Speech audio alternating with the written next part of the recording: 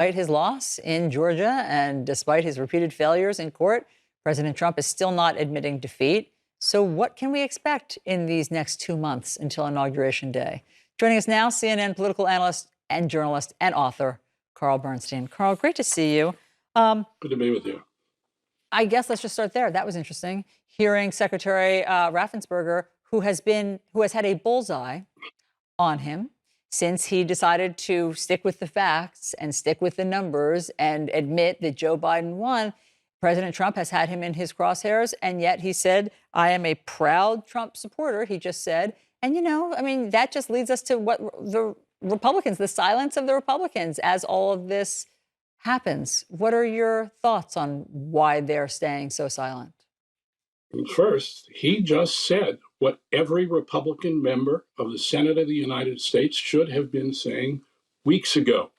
He did and said what a patriot would do and what our senators, the Republicans in the U.S. Senate, by and large, almost all of them have failed to do. Look, let's take a step back here and see what we're talking about. We are witnessing the mad king in the final days of his reign, willing to scorch the earth of his country and bring down the whole system to undermine our whole democracy, strip it of its legitimacy, and poison the confidence of our people in our institutions and the Constitution for Donald Trump's own petulant, selfish, rabid ends.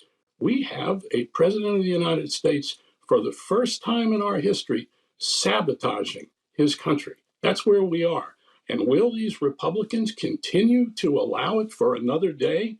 Because every day it appears more and more that our system cannot handle, was not designed, neither our Constitution or our institutions, to handle an aberrant, mad king like Donald Trump.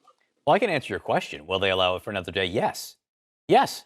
They've allowed it for nearly 3 weeks. I'm not saying they should, but they clearly are. We've got Mitt Romney and Ben Sasse who've come out and nobody else in the U.S. Senate. And today would be a prime time to do it with the president trying to have, Michigan legislators come to the White House so he can convince them to overturn the results of the election. Let me name, say, 15 or so Republican senators. And what I'm doing is not violating a journalistic principle because they've told me what I'm about to say.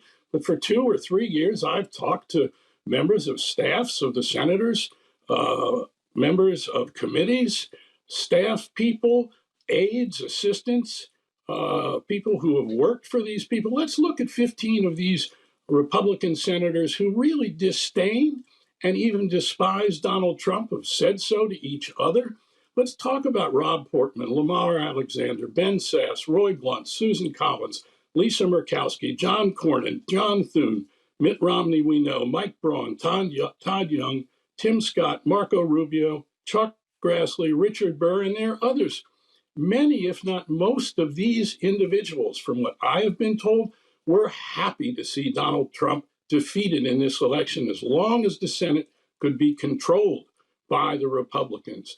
They've experienced Donald Trump and his dishonesty and his pathological lying, and they know what Donald Trump has done to undermine the confidence in our institutions in this country. They've lived through the pandemic while his homicidal negligence is responsible for the deaths of hundreds of thousands of Americans. They know what's going on.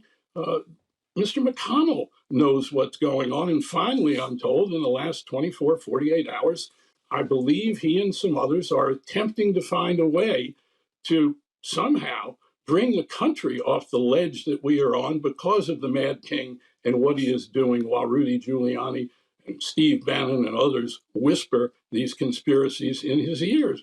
But we have a problem. 70, 80% of those people who call themselves Republicans now believe, because of social media, because of Donald Trump and his disinformation and his lying, they believe it's been a rigged election. And we're going to have to live with the legacy of this sabotage by the president.